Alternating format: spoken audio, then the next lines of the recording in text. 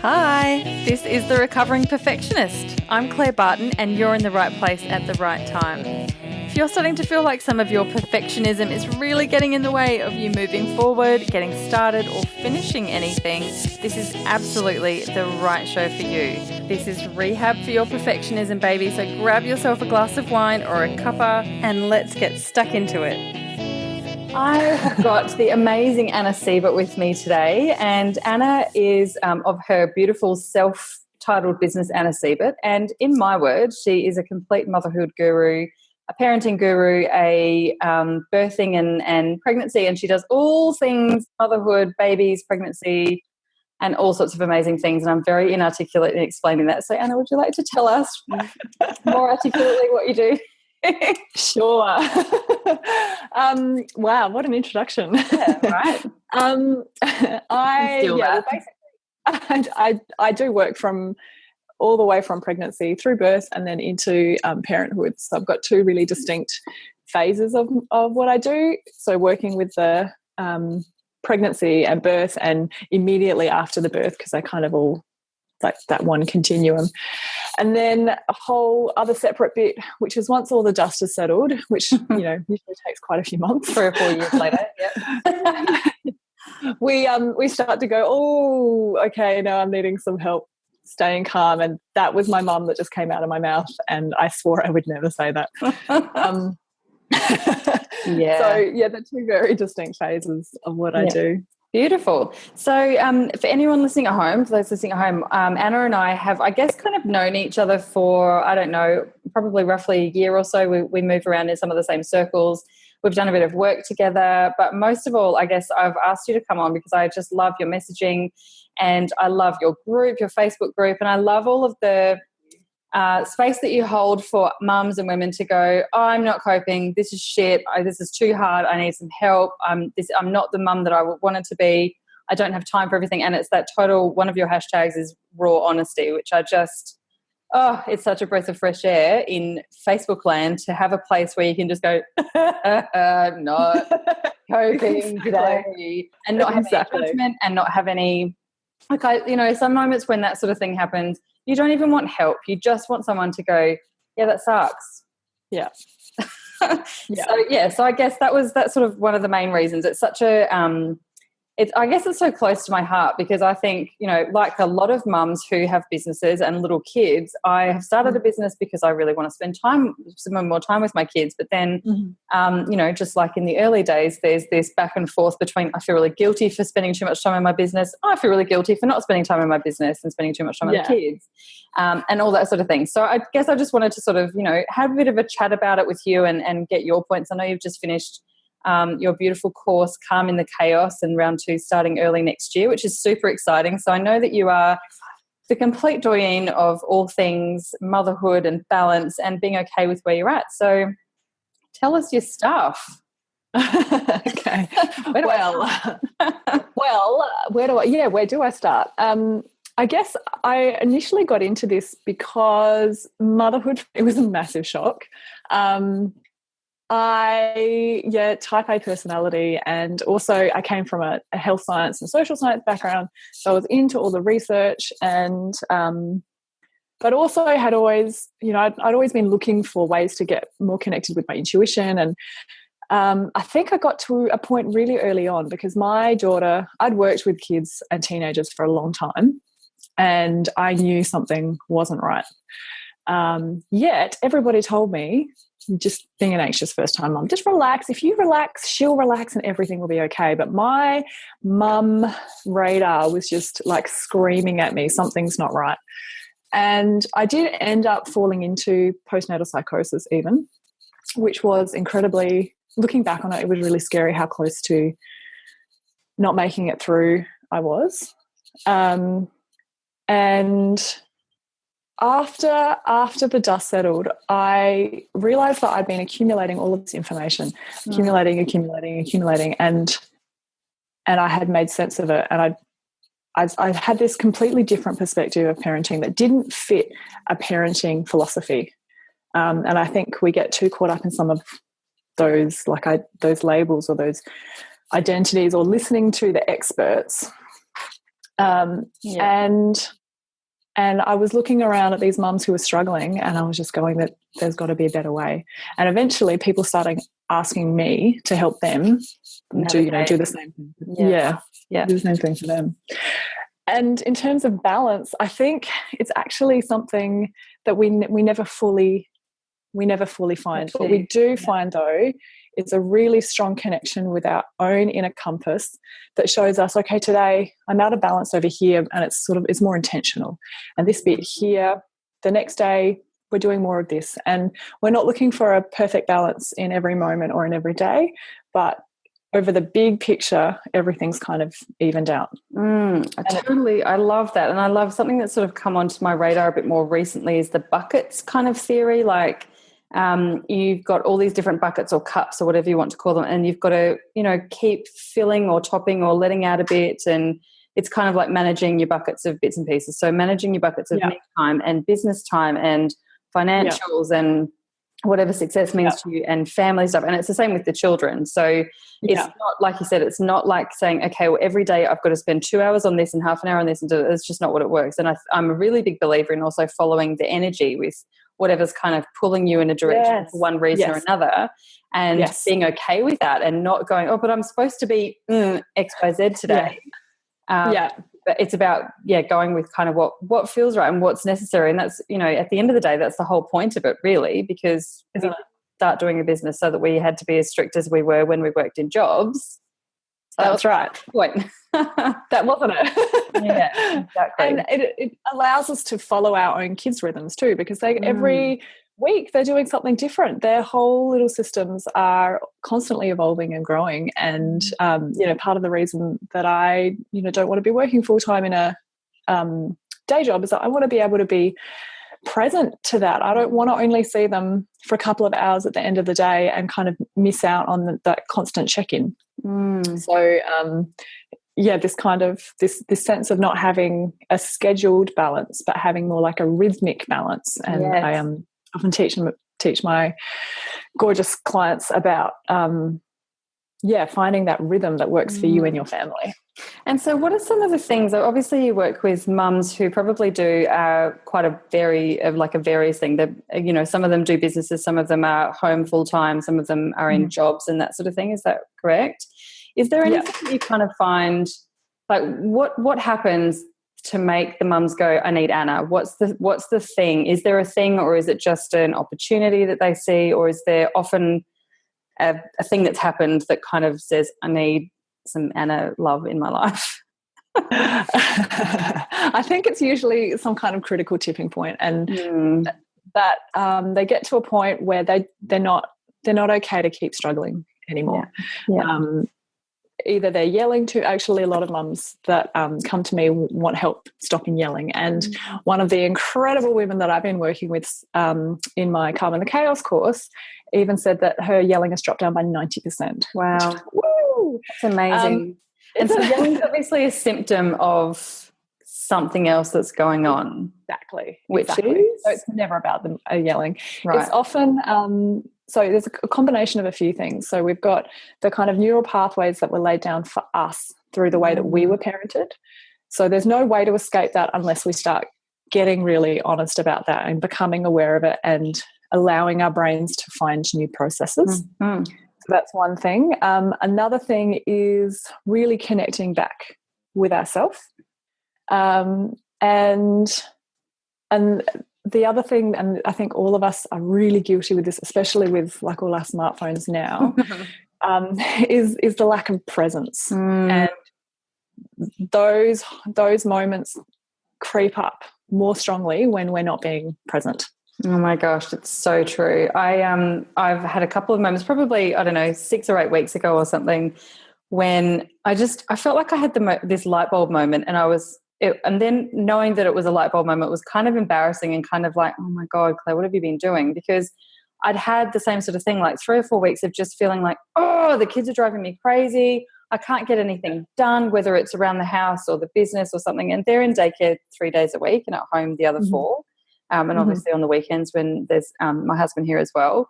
But on those 2 days, I was just like, oh, what is wrong with them? That was my words. What the hell, right? And I know when it was coming out of my mouth, there was a little voice going, nothing is wrong with them. Have a think about it later. And I was like, no, I can't get anything done. I was getting really frustrated.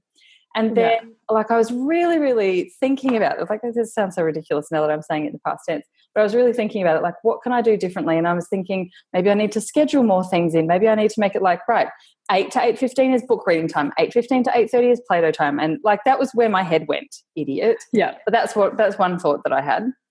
Then I was like, actually, maybe I just need to not have any plans and not try and do any work and actually just sit down and play with them and do what they want to do and follow their lead and follow their energy. And guess what? And we had this beautiful day, and there was no fighting, there was no yelling, there was nothing. And just having gone through that, I felt so ridiculous for not realizing. And like, I know on a practical and logical level, I totally know that was the case. But when I was in that moment, I couldn't see the forest for the trees, and all I wanted to do was send that email. And can't you just give me 5 minutes to send this freaking email? And I was getting really angsty about it, which then they were feeding that energy and all of that sort of thing. So I think that's again where it kind of comes into that presence is definitely a massive thing. And having other things in place that means you can still be efficient and effective in other ways or at other times of the day or the times of the week or something actually makes the whole, like, more things happen anyway. Exactly. To get your head around it is. And to take away the judgment on ourselves about that, because, you know, when the reason that we do go into that hyperdrive kind of, let me just get this done and then I'll handle you and that kind of stuff, that's a learned response. That is a pattern that we have been doing for many, many years. And it doesn't just change overnight. It doesn't evaporate magically when we give birth. And damn it. And it's actually, I find parenting is like the biggest self-development experience that we can go through. And so taking away the judgment, like, oh, as if I couldn't see it, because this is a pattern that's allowed you to survive, and this is a pattern that has let you achieve so much already in your life. And we're actually having to totally rebuild our lives around these new little people and still find time to prioritize ourselves, because without doing that, then we end up running too dry. So incorporating new perspectives and changing the way we look at our expectations. And also realizing that some really conscious time out from our business actually is really good for our business. Yes. I find those times after, like, I've spent like a full day with my kids being, you know, really present. Sure, I'm exhausted, but my brain is like, oh, all these new things that I couldn't see before because I was so stuck in that rut of I've got to get of moving forward. Yeah, totally. Yeah. And I think part of that, and it's an issue, I think, or it's not an issue, I shouldn't say it's an issue, but it's a part of whatever you're doing, whether it's a business or a job or parenting or relationships and that sort of thing, that it's so important, and I realize this more and more every week, to actually stop, like consciously. If you had to schedule the time in to stop, and reflect and review, rather than just this, all right, I've ticked that off my list, what's next? All right, I've ticked that off my list, what's next? It's like, and I'm all for moving forward. I'm all for, you know, keeping on going and that sort of thing. But it gets to a point where you're moving forward for the sake of moving forward, and there's not actually any reason for it in the end. And I've gotten into this thing, and, you know, the first year of my business has been such an eye-opener for this sort of thing, and self-reflection, and going, wow, like, you know, you spend 2 or 3 weeks going, I've gotten all this stuff done, why am I not where I'm supposed to be? And then you realize all the stuff that you've been doing wasn't moving you towards your goal. And that's cool, it's all been a part of the process. But, you know, especially, you know, when you're parenting as well, that you've got these plans and these ideas of how a certain thing is going to go, whether it's an event or an outing or, you know, a period of, you know, your children between 6 and 12 months or something like that.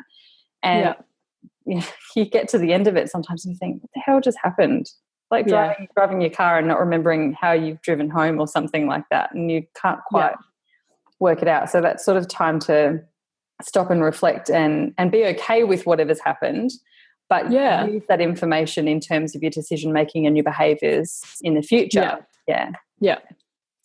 Cool. And changing the perspective around what productivity is in parenting. Because I think one of the things that we struggle with the most when we become parents, when we've come from working full-time, is that we no longer have measurable outcomes. And you don't get those what did they used to be called, performance reviews and KPIs. No KPIs. Well, they're still alive at the end of the day, and if they've had a shower you should get a bonus, really, right? You totally should. We definitely need a lot more bonuses. But and the reason I think we struggle is because there are so few people that are providing a different framework to sort of see parenting and their needs. We can't tick box our parenting because our kids they're people, and when we come from that really task oriented list making, oh my God, like it really, really threw me. And I even tried to work out how to, do the most efficient nappy change. Of course you did.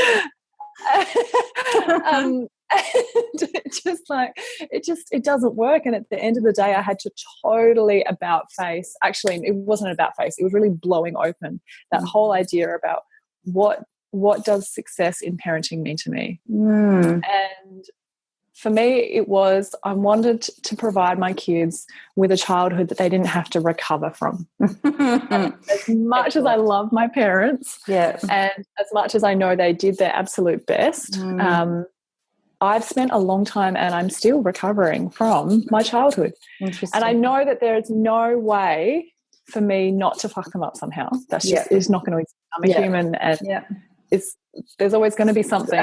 There's multiple things. Like they really probably, I'm very happy to fork out for their counselling when they get older. But at the same time, I want to do everything I can to minimise that. And on the flip side of that, because obviously if we focus on what we don't want to do, that's what we end up creating.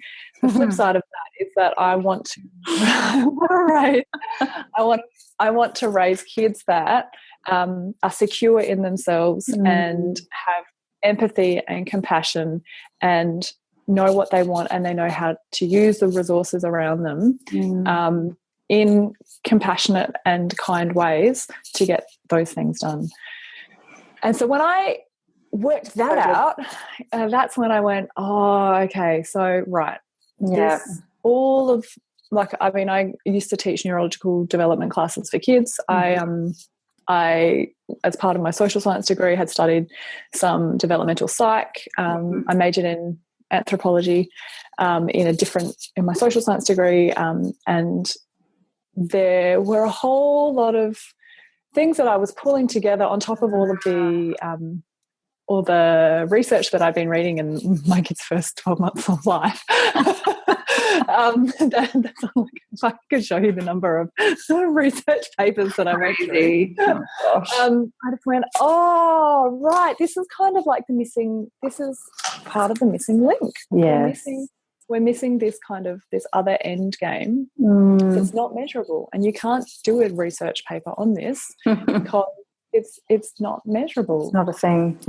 No. So I think the two awesome things that I just want to pull out of what you've just said is that you've got to understand, and it's probably a process as well, what successful parenting is to you and what that actually means to you. And what successful parenting means to you won't be the same as what the successful parenting means to the next person. And that's totally okay. That's right. As long as you're cool with it, that's cool. And that may be something that also evolves over time, or it changes a little bit. It doesn't have to be, you don't have to like write it down and that's your end game sort of thing. It's always going to be a moving thing. And I think the really important thing, or the thing that is like a real message to tell people, is that no matter what you do and how good your intentions are, something will go wrong, and your kids will probably blame you for something at some point in their life. But like you said, if you know that you've got that sort of inner compass and you've got those values and the thing that's really important to you, then you've done everything you can. And that's right. I had a similar, well, not similar, but I did some hypnotherapy and psychotherapy and regression therapy a couple of years ago for a completely different program. But some of the stuff that came up there was stuff that had to do with my parents. And as an adult, I now that I remember those things, I completely understand why they did what they did. And I would probably do exactly the same thing because they were trying to protect me and they were trying to, look after me and whatever. But as a 4-year-old or a 3-year-old or a 6-year-old or whatever, when it happened the first time, it was quite damaging or scary or traumatic or whatever. And that has then somehow stayed with me. And then since sort of understanding what that process had looked like for me, I was over-analysing every single little thing that I was doing with my kids because I thought, oh, my God, every time I look at them, if I make eye contact with them wrong or if I use the wrong tone of voice or, God, if I smack him on the bum or I went through this whole thing where I was almost too scared to do anything with them. That wasn't very effective either because they're little and they have to do lots of things for them. So I think what you just said there about that sort of thing is really hit home with me. And I think that's a really important message that, as long as there's a inner compass sort of stuff and doing what feels good and right for you and for the direction that you want to take your parenting and what that feels like for you as a person as well as for a parent as well as how you think it might affect your kids is all part of the package. Yeah. And if I can talk about that just a little bit more, there are a couple of things that are important to take away from that. One is that an action might be necessary, but there are ways to deliver said action with love and compassion. So there are ways to protect our kids and still do so without them feeling necessarily terrified. Sometimes it's unavoidable, and that's just part of life. And our kids also do need to experience to some degree some of those moments to help build resilience. Having said that, they still need the soft place to land, and they need time to process what it is. And it's not so much all of the events they experience, it's kind of the time that they're then allowed to let go of those big feelings and process what's happened. And something that has always stuck with me is I have done a couple of Circle of Security courses, which is fabulous little parenting mini-series run based on attachment research, not attachment parenting, attachment research and theory. And that is that we only need to be good enough parents. And what good enough means is that across all of the areas of needs, so we've got lots of different need subgroups. So we've got emotional needs and physical needs. We've got nutritional. There are all kinds of stuff that we need. We only need to get across the board 30%. Excellent news. To raise well-attached decent children. Okay. And when the first time I heard that, I was like, win, I can do 30%. And then I realized my version of 30% was like an average. So I could do 100% this and 0% this. And when I revisited the course about a year later, I was like, oh, no, I actually need to pull back on this thing that I do, kick ass. And I actually need to work at developing my own skills. And this is where, just like we upskill for business, every time we come across something that we need to raise our game with, we do a course. You can do the same with your parenting. So finding those areas where we're not quite hitting a mark, and allowing ourselves to not be perfect in some of those other areas and allowing ourselves the growth in the ones we need help with. I absolutely love that so much. And I think I have also recently kind of had this, I guess, realization that, when you have a baby and everyone says, shame they don't come with an instruction manual. Everyone says that, right? And they don't come, or I don't know what I'm doing. You didn't come with an instruction manual. You get that guilt trip from your parents too sometimes, right? And and I think, and it sounds so ridiculous, but that it's almost become a bit ingrained with probably everyone, but certainly with me. And then when I started seeing, I guess when I kind of became a parent and all of these things started coming into my world about parenting courses and positive parenting, all these different phrases, I was like, what? You don't need a course. You just what are you talking about? And now I'm like, oh, Yeah, and my husband and I have talked about it heaps of times. It was like, I just don't know what to do. Like, I don't know how to handle this new phase or this new behavior or this new emotion that I'm having in response to that behavior and that sort of thing. And I really feel like I need some help, and I need some coaching or some strategies. Like, I've watched a few webinars and that sort of thing with people who are talking about parenting, and 50% of it, sometimes you go, Yep, I reckon I'm doing that already. And then there's the other 50% you're like, that's so good. I'm definitely going to do that. And it's definitely really helpful. But like you said, I think it's that kind of thing where it's maybe a bit of pride and a bit of like, I don't need someone to tell me how to parent, or and so many people either want to be exactly like their parents or want to be exactly the opposite they were parented. There's no middle ground usually. Yeah. No.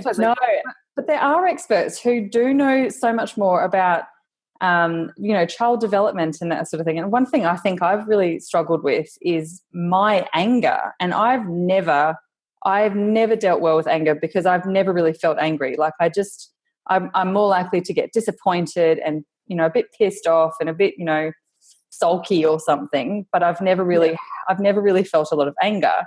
And so when I had, my kids are almost 4 and just over 2, and when the biggest one started getting to, I don't know, he was about a year, I had this moment of going, oh, shit, now I've got to start parenting him. I don't just have to make sure that he doesn't crawl outside of the house or, stick something in the PowerPoint. I've actually got to start parenting him and doing, some discipline and doing some more teaching. And it's not just about sitting around reading books and going and going about how cute he is. But then that other kind of behavioural stuff started pushing my buttons, or really started getting me riled up. And now I know it was because I felt this real loss of control, and I am a totally self-confessed control freak. But I didn't it just made me angry. But because I'd never really dealt with anger before, I didn't know what to do with it. And I smacked him on the butt once, and then I called my husband straight away in tears, like sobbing. I've just smacked him. And I was so devastated with myself because I'd always said I'm never going to be a smacker and all these things. So, back then and certainly now, if I had, I guess, that sort of understanding of someone who I knew I could call in and say, I don't know what to do, help, please. But I don't, I just think your business and the stuff that you do and the stuff that you talk about is so freaking on point and so needed, and I just love it. So anyway, thank you. Spiel. So I just think it's really important. I think, for so many reasons, about just giving yourself permission to be cool with wherever you are and understanding, your own processes and your own needs, as well as that of your kids, and how you can, if you're doing a business from home and that sort of thing, how you can make it a bit more harmonious for yourself, for your kids, and the rest of the family who's got to deal with you and your crazy. That's right. And it does seem like a lot of the parenting advice out there is really prescriptive, and it only fits particular circumstances, and you have to fit a kid that fits whatever they're doing. And what gets lost out almost every single time is somebody in the equation. So they're either so focused on looking after mum that it's okay to call your kids total shits and to treat them actually quite abusively. And some of the stuff I've seen online, even by quite public people, that could only be described as public humiliation and shaming. And I think we forget that our children are people, and yes, it can be. It's like they pull us right to the very end, and and I shared on my business page one time about a text message between two girlfriends, and it said, that's it, I'm selling my kid on eBay. And the friend messages back, nah, man, you made him Etsy. And, love it. And, they do really push us to that extreme, but that doesn't give us the right to then resort to like really quite abusive strategies. Having said that, some of the other camps then require us to sacrifice ourselves on the altar of glorified motherhood, and we lose out in the equation, and then eventually our kids lose out too, because we cannot be the parents we want to be if we're not investing in both ourselves and our kids. Totally. And I think that martyrdom thing is such a subculture almost, that and I don't really know I do know where it comes from. I guess it comes from guilt and some other place, I suppose. But it always sort of strikes me, and I think my dad actually said it to me in the early days when I was getting like an hour's sleep every 24 hours, and my eyes were hanging out of my head, and I had postnatal depression and all that sort of rubbish. And he, I think, said something like, "You don't have to be a martyr. Like you can go to the shops. I'll look after the baby. You can go to the shop." And I went to the shop. I went to do some errands, and I was planning on being out for 2 hours, and I think I was gone for about 20 minutes. Yeah. You just go and spend some time, like just go and chill for a little while. But I had this overwhelming feeling like, I don't know, guilt, or like I was going to be judged if I wasn't 100,000,000,000% focused just on my baby. And if I took an hour in the morning, that was kind of luxurious. And I was being selfish, but it's that filter, and I think it's a process that probably most people go through to some extent or another. Most mums go through. So gosh, it's crazy scary, and it's. I wish that you'd been around when I was in my world. Anyway, I know you were around, but the good news is that nothing is hardwired. So yes, those first 3 years are pretty critical, because what's happening, the reason they talk about the first 3 years being critical is because when we're born, a lot of our nerves aren't myelinated yet. And that process finishes at about age 7, but has like a lot of it's, by 3 is sort of done. And part of the idea of it being critical came from the concept that our brains form and then they stay like that forever. Mm-hmm. So you've got this teeny tiny window where you have to get everything right, otherwise you keep no pressure. Yeah, that's right, no pressure. And by the way, we're not going to actually help you do this. We're just going to expect you to be super mum. Just go away and don't. Oh, you failed. Okay? You suck. Yeah. Next generation. And so the good news is we actually know that our brains are plastic for the rest of our lives. And yes, our kids' brains are growing and developing, and we do have a really amazing opportunity to set them on a really positive trajectory. But we can't do that unless we ourselves have been through that kind of changing ourselves. Yeah. And most of us, like we hear about detoxing before you get pregnant, making sure you're fit, and things that you should be eating before, like to conceive and then while you're pregnant, and no one talks about in the mainstream media about the emotional preparation for having kids and looking at your own formative years, like your pregnancy, your birth, your first 3 years, and the kind of neural processes that happened in that, and helping us to create more of a clean slate leading into that. Wow. So given that most of us are quite wonderfully imperfect, the good news is that our kids' brains keep growing and changing, and so we've got it's never ever ever ever too late. We've got opportunity for their whole life to keep being able to inject them more positivity and help their brains process the stresses, and that's really what it comes down to. Is we don't want our kids to go through life with absolutely no stress, right? Because when they encounter it, they'll have absolutely no way to deal with it. Yeah, that's right. We want them to be able to encounter the stress, process it effectively, and release it. And we're kind of our role as parents, I see, is to kind of guide our kids through that process. And also lead by example, I suppose, if we've got good processing mechanisms, not just that's right. Guilty, bottling it up. Words mean nothing. Yeah, that's it. Show, don't tell. Yeah, that's right. Yeah, that's right. Monkey see, monkey and that's do, why they don't do what we say. They do what we do. Good reminder. It's pretty, when they start quoting us and you see us doing that same body language, or it is a really good reminder. And it's not to take that and let it drive into our heart and feel like failure as parents. Is to go, oh, this is a good mirror, this is a good reflection, where's my trigger, what's going on for me, that this is a pattern. And so using it for positive rather than for shaming. So I want to come back to that, but first of all, I just want to ask, you mentioned about that whole kind of pregnancy and pre-birth preparation in the mental sense, and that kind of getting ready emotionally. And I've talked about just about anyone who will ever listen. I feel the same sort of thing. Like I feel like I was so well prepared for. I knew everything through my pregnancy. I was very involved in everything. I read lots of articles, books, talked to lots of people, talked to the doctors and the nurses and the midwives and all that sort of thing. I totally knew about the pregnancy, the labour, the birth. Like I felt like I was practically midwife. Hashtag practically midwife. Not really, but you know what I mean. Like I was totally across that. And then I left hospital 7 hours after my first child was born. It was 9 o'clock at night when we left. And I remember we put him into the car and we kind of both just looked at each other like, is someone coming to check that we've done this right? Did they actually just let us leave the hospital with this baby? And then we were starving, so we got some food on the way home, and then I didn't eat it because I was so worried about what was going to happen the next day, if you know what I mean. And so I didn't touch it. But then we were at home and our dog was here and the two of us were here and the baby. And it's 10 o'clock at night and we're like, what, do we have to feed it now? Do we put it to bed? Like what? We had no idea.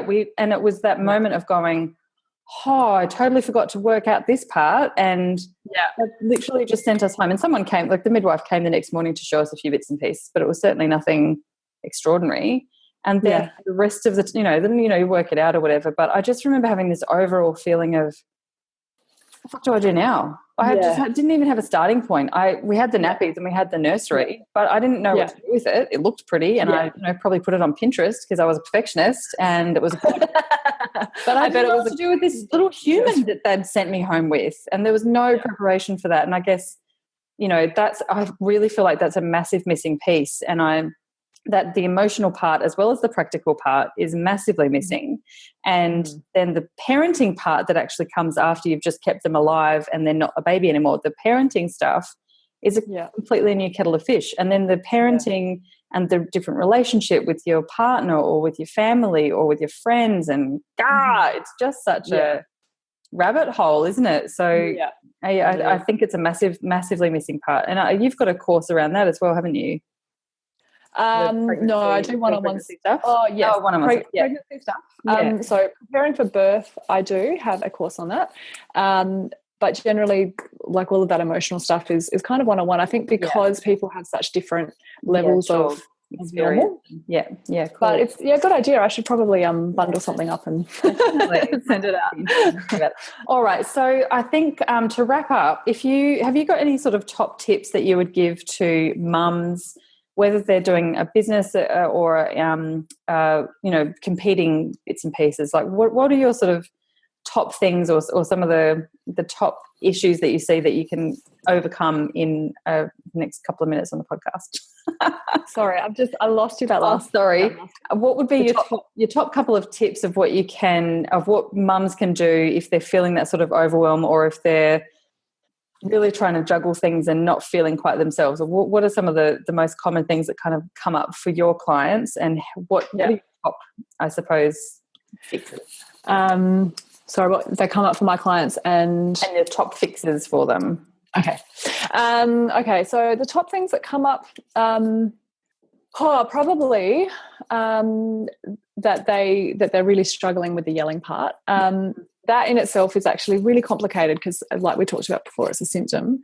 But often there is a little pause in between seeing white and the sound coming out of our mouth. And there's a kind of like little gap where time stops still.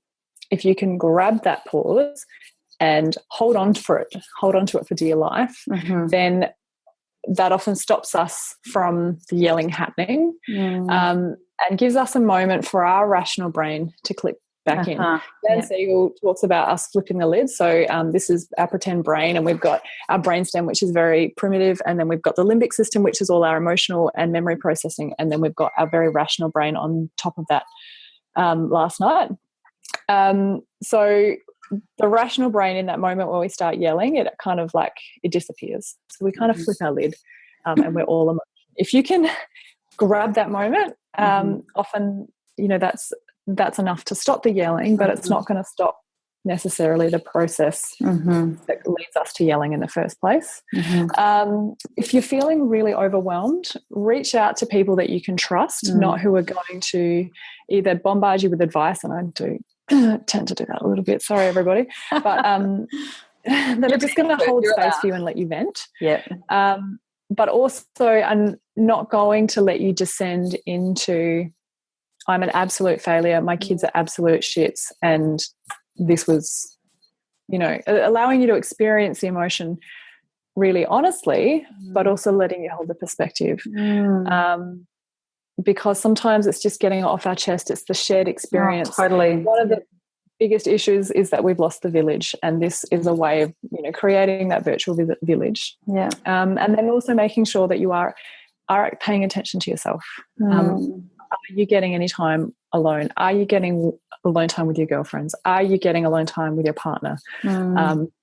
Where is your identity outside of your children? It's so gold, and I can't wait to do some work with you in the new year. Definitely, I'm awesome. Super excited about it. Like I said, I've really gotten to the point recently with a 3-nager and a terrible tour. I know I'm not supposed to use those things, but seriously. Just quickly, the brain processes in 3-nagers is actually it's very similar to what happens in teenagers. So right, I'm so excited down the track. Then it's going to be great. No, I mean, I must say, my kids are pretty good. They have their moments, definitely, but I think and I know retrospectively, it's my stuff. It's my shit that I need to, I don't know, make some changes with and make some decisions and some strategies rather than just trying to kind of do everything. So I'm really excited to get working with you next year. So if anyone else who's listening wants to get in touch or follow you or lovingly stalk you or work with you, obviously there'll be some links down in the show notes, but is there anything coming up for you that you want to quickly talk about now? Yeah, sure. I am about to start running another series of webinars, so some stress webinars and some parenting webinars. The links for them haven't been finalised yet, so if you're interested, you can just email me at hello@annasiebert.com.au, or you can stalk me on Facebook because all of those details will be up there too. All over there as well. Awesome. Well, it's been absolutely just beautiful talking to you. I've been mentally trying to prepare myself for this all week because I really thought that this was going to be the one that I was going to cry in, and I'll probably go away now and have a little bit of a moment because it just gets me so ranty and so emotional about the parenting and the journey and the story and all of that sort of thing. So I love that you've created some space for me and everyone and anyone to share that and to be totally beautiful. I just want to reach through and give you a big cuddle. But thank you so much for coming on today. And so welcome. Thanks for having me. Chatting with you again soon. Excellent. I do too. Thanks, Claire. Bye. Yeah, bye. And that's it, my darling. Thank you so much for listening. It's been wonderful having you here. I'd absolutely love to connect with you in my Facebook community over at bit.ly/The Recovering Perfectionist with capital TRP. We have heaps of fun in there. It's a very engaged group. We're all about getting over our perfectionism and actually getting on with the job, whether it's personal or business stuff. So come on in and jump in. I'd love to see you there. All right, talk soon.